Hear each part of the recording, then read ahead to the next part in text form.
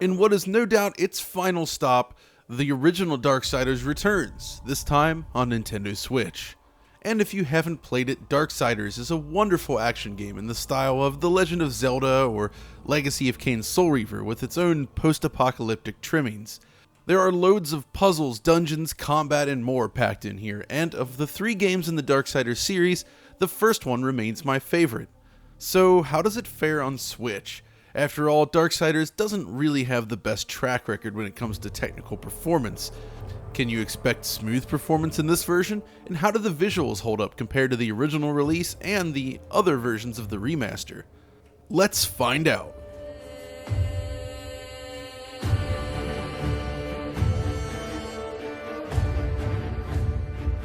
Darksiders was first released in 2010 for PlayStation 3 and Xbox 360, and while it's a wonderful game, it launched with some rather serious technical flaws. I own the game on PlayStation 3, and as you can see, the performance is less than optimal, with lots of screen tearing and slowdown throughout the entire game. A later PC release managed to solve these issues for the most part, but honestly, it was never a technically solid game. Until late 2016, that is, when Darksiders received the Warmastered Edition, a remastered version of the game for PS4, Xbox, and the PC. Developed by Kaiko here in Germany, the Warmastered Edition delivers a smooth 60 frames per second frame rate while offering support for the newly released, at least at the time, PlayStation 4 Pro. It was a great version of the game. And then, months later, Nintendo fans received their own version of the original Darksiders on Wii U. Now, this is after the launch of the Nintendo Switch, so this release is a rather strange conversion indeed. I don't have this one myself, but as I understand it, it runs at 30 frames per second instead of 60 and maxes out at 720p. Now, however, almost 2 years later, the Switch receives its own version of Darksiders that just happens to fall halfway between the Wii U conversion and its bigger brothers. And it's an interesting port with plenty of tweakable options, the first of which you may notice are the performance and quality modes. This version gives you a choice, so what's the difference then? Well, basically when playing in docked mode, Darksiders runs at full 1080p in quality mode, but caps the frame rate at 30 frames per second. When using the performance mode, however, the frame rate is unlocked and the resolution dropped to 1440 by 810. In practice, you lose some clarity on distant textures, and texture filtering itself is reduced, but it's comparable. When playing in portable mode then, the 30 FPS mode runs at a full 1280 by 720 and looks supremely sharp on the Switch LCD. The performance mode then drops to 540p instead. When toggling between the two modes though, you may notice that the resolution change applies equally to the text and HUD elements. The entire user interface renders at whatever resolution you're using, which means playing at 810p yields blurrier text and fuzzier UI elements all around. The docked mode also includes improved anti-aliasing over portable and slightly improved texture filtering, though honestly texture filtering is not this game's strong suit. Beyond that, the options menu also allows you to disable the vignette option and chromatic aberration. In the case of Darksiders, however, I actually prefer these effects myself as I feel they smooth out and help conceal the often low polygon environments, but of course the choice is yours. When compared against the PS4 Pro version of the game then, the results are rather interesting. In general, the two versions are extremely similar visually in all the ways you might expect. The game's assets, including those updated for the remastered version's original release, including textures, character models, scene geometry, and the like, all pretty much appear identical at first glance. But if you start looking closer, you may begin to spot the differences. The most obvious of them stems from resolution and texture filtering, both of which are reduced from the PS4 Pro version here.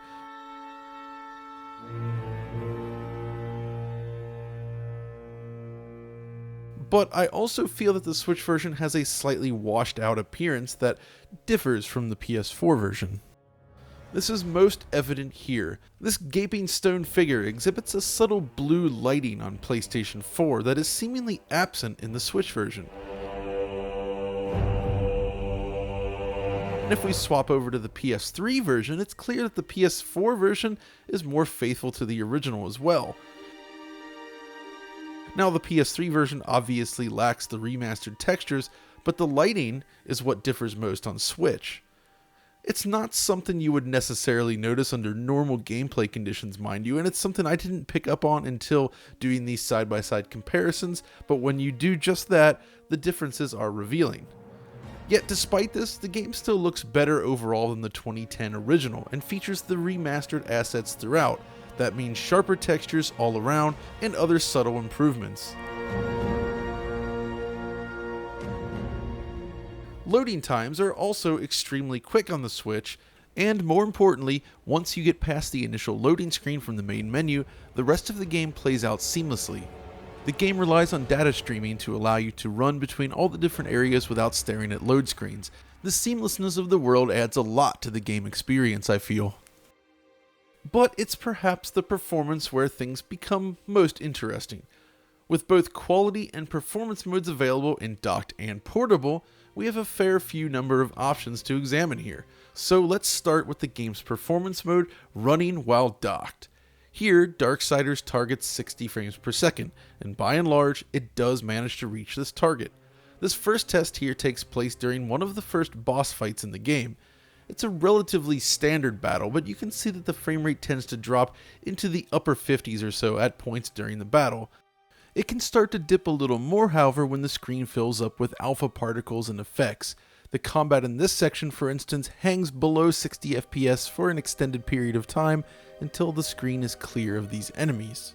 So while it is mostly 60 frames per second, you're going to run into situations like this where it just can't quite hold it.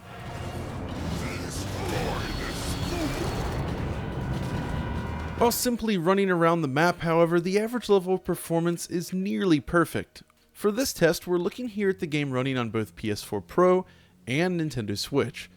This hearty jaunt through the city streets reveals nearly identical performance between the two different versions. Both consoles exhibit an occasional duplicate frame like this, but it's overwhelmingly very steady and smooth. And thus far, this is exactly what you can expect from most exploration. Simply running around the game world produces very smooth frame rates, and most drops only appear when the combat heats up and alpha effects start to fill the screen. Well, kinda like this. This is the same area we were just running through, but this time it's filled with enemies. Whether engaged in combat or simply weaving through the enemies, the average frame rate drops just below 60 frames per second and seems to hang there. It does appear that simply spawning enemies into the area has an impact on the system resources and can drop the frame rate. This doesn't appear to be an overly common occurrence based on my early time with the game, but it is something to consider, and it does pop up now and again. Now, in comparison, the game's 30 frames per second mode seems to stick to its frame rate target with little issue. The potential certainly exists for an occasional duplicate frame here or there, but it seems to be quite uncommon. You can expect a stable 30 frames per second in this mode, which is a massive improvement over the 2010 version of the original game. The PlayStation 3 version just isn't smooth at all. When it comes to choosing between the two, I feel like the game manages to go above my threshold. Basically, if you have a game with an unlocked frame rate and the average frame rate is in the 40s, I will typically prefer to lock it down at 30 for consistency. But in the case of Darksiders, the average frame rate is almost always locked at 60 FPS, except in these types of situations. So if you can accept some minor slowdown in these scenes, it definitely plays better using the performance mode. But what if we switch to portable mode? Well, from what I've experienced, the performance option when running in portable mode is roughly the same as docked mode. Once again, it mostly hits 60 frames per second, but you will run across dips in certain areas. The loss in resolution is extremely obvious though, even though it's only 540p and we have seen lower resolution Switch games. It does look blurry on the Switch screen, but it does also feel excellent playing a game like this at 60 FPS in handheld mode. Now the quality mode then delivers the expected 30 FPS frame rate with improved image quality just like in docked. However, you now get a 1:1 pixel mapped image on the Switch's 720p screen, so it ends up looking really nice. Either way, no matter how you choose to play the game, it's great to have the option to select between the two. It's also worth bearing in mind that all four options are an improvement over the original PS3 and 360 version of the game, and an improvement over the Wii U version released in 2017. The PS4, Xbox One, and indeed PC versions still have an edge in terms of image quality and performance, but honestly, the Switch version holds its own. No matter how you play it though, the game holds up better than I expected. It was never a gorgeous game to begin with, I suppose, but the stylized approach to visuals helps prevent it from feeling especially dated. My main complaint here remains the introduction to the game. The first 30 minutes really isn't a great way to kick off a game like Darksiders. You might stumble into this thinking that it's basically just a straightforward linear action game, but in reality there's a lot more to it than that, so I do suggest sticking with it.